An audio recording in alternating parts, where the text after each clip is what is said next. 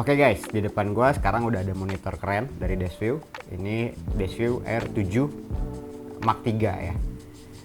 Kenapa gue bilang keren? Karena dia secara layar nitsnya udah 2800 nits. Itu cocok banget kalau misalnya kalian mau pakai ini di outdoor ya.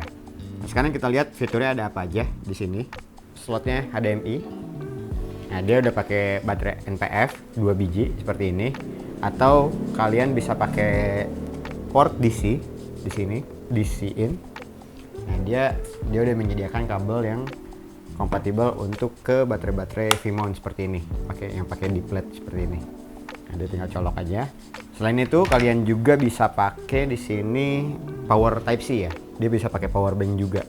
Terus di sini ada earphone jack dan di sini ada USB ini buat update-update dan untuk nambahin load. Di atas ini dia ada tombol power. Di sini ada tombol function yang bisa kalian setting functionnya mau apa aja. Bisa kalian setting di menu settingnya. Nah, ini di sini yang pertama kita masuk ke menu. Di sini ada exposure assist. Di sini seperti biasa, kalau misalkan di monitor-monitor lain ada zebra, pengaturan zebra yang kita bisa setting mau seberapa persen untuk mengecek over exposure dari kamera kalian. Terus setelah itu ada histogram. Ini juga fungsinya hampir sama, hampir mirip-mirip untuk mengecek exposure kalian. Nah, terus setelah itu ada waveform, sama kalian bisa setting juga posisinya. Dia ada yang luminance atau RGB seperti itu. Nah, di sini ada vector scope, sama untuk melihat warna, spektrum warna. Kalian bisa setting di seluruh sisi kecuali di tengah, dia nggak bisa di tengah. Setelah itu nah kita bisa kalau mau munculin semuanya ya, semua waveformnya. Nah, jadi nanti tampilan akan seperti ini. Jadi seluruh spektrum warna bisa kita lihat di dalam satu monitor ini, plus gambarnya juga seperti apa. Oke, setelah itu kita juga ada HDR di sini yang bisa kita setting. HDR-nya di sini ada macam-macam ya.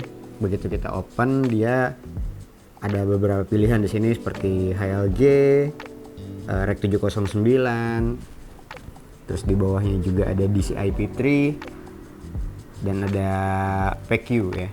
Nah, monitor ini tuh layarnya dia udah menggunakan DCI-P3 100%. Jadi ini cocok banget kalau misalkan kalian pakai untuk membuat film. Kenapa? Karena warna-warna yang ada di film itu rata-rata kalau nggak pakai sRGB dia pakai DCI-P3. Jadi untuk secara warna dia akan lebih akurat.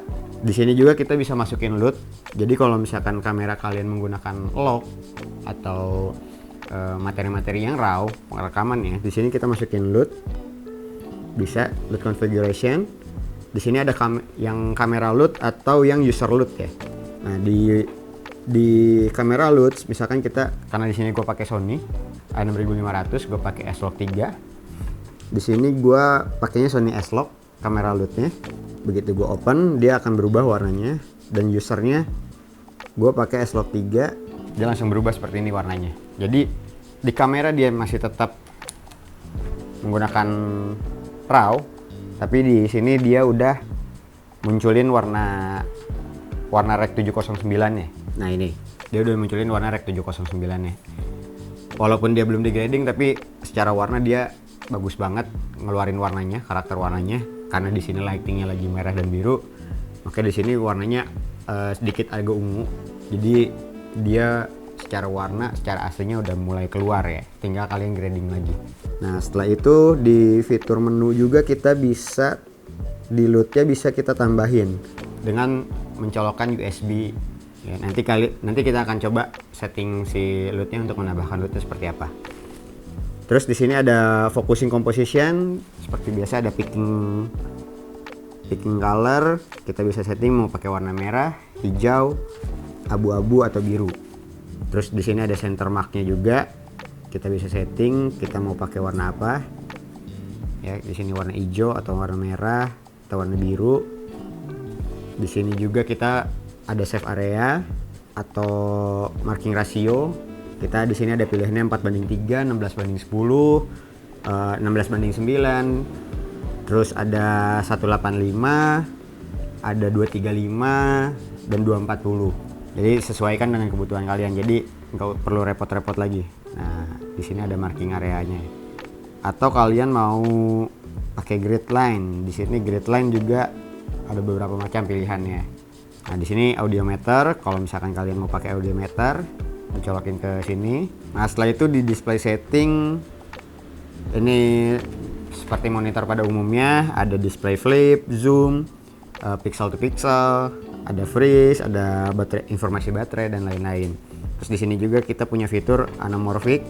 Anamorphicnya yang 133 kali, 1,5, terus juga ada 166, 179 dan 2 kali. Ya. Nah, dia berubah si anamorphicnya layarnya. Dan di sistem konfigurasi di sini ada color. Color ini bisa kalian setting colornya, brightness-nya, saturation-nya, kontrasnya, juga sharpness-nya ya. Jadi kalian bisa setting, terutama buat fokus puller ini sangat cocok juga karena kita bisa setting sharpness-nya supaya ngelihat ketika memfokuskan objek itu lebih detail lagi fokusnya. Terus di sini juga kita punya color temperatur. Color temperaturnya bisa kita setting dari sini, disesuaikan dengan kameranya tentunya.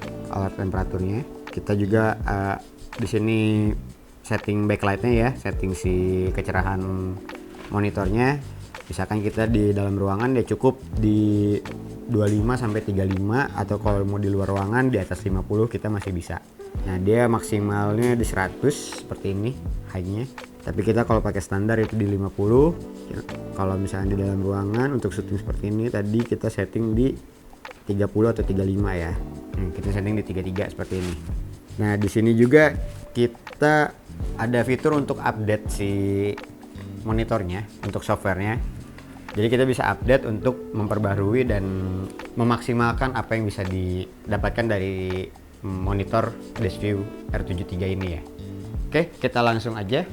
Karena kebetulan juga di paket penjualan yang kita dapat flash disk seperti ini, isinya ada macam-macam, ada LUTs juga.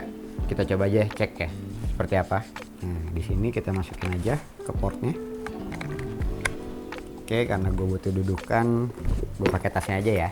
Nah, di sini kalau misalnya kita mau update LUTs ya, kita langsung aja ke menu LUTs, terus customize, custom LUT, terus kita search aja. Kita search, biarkan dia bekerja. Nah, di sini dia langsung munculin banyak LUTs ya. Di sini mulai dari kita bisa update white balance-nya, kita bisa update untuk V-Log, portrait, natural. Nah, ini lock dari kamera seperti itu. Terus di sini ada HDR LUT, ada macam-macam ya, ada Cine Light juga, ada Cam LUT seperti itu. Nah, ini kalian tinggal buka aja misalkan lock, dibuka sekali. Nah, di sini ada banyak macam pilihan lock atau LUTs dari berbagai macam kamera ya, mulai dari Blackmagic, Sony, Redcam, bahkan sampai Arri pun ada di flash, dalam flash di sini ya LUTs-nya ya. Nah, kalau misalkan kalian mau download semua, kalian tinggal klik aja yang ini.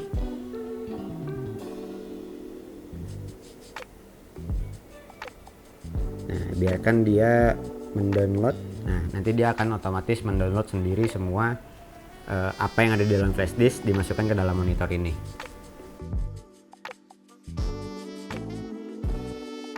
Nah, itu tadi kalau misalnya kita mau download LUTs-nya ya. Terus di sini ada fitur juga keren menurut gua. Kita punya fitur untuk capture gambar. Jadi biasanya ini mungkin dipakai untuk ngambil gambar-gambar yang sifatnya double exposure. Nah, sini gue tunjukin. Ketika monitornya seperti ini, klik aja sekali. Nah, di paling ujung ini dia ada capture. Terus dia memproses gambarnya dulu. Dia ngeproses gambarnya dulu, capturannya. Nah, setelah itu kita klik lagi sekali. Di sini ada overlay. Nah, kita overlay aja. Nah, di sini ada dua pilih, karena tadi gua ada coba capture, di sini gua pakai yang atas. Nah, begitu kamera gua geser, dia akan dapetin gambar double exposure seperti ini, double layer ya. Jadi dia ada layernya. Dia biasanya buat ini juga sih. Ini cocok untuk yang menggunakan match cut ya. Misalkan muka ke muka itu kan match cutnya harus sama. Nah, dia bisa capture itu.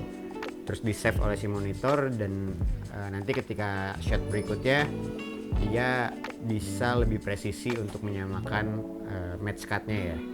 Itu aja review Deskview Monitor E73 kali ini.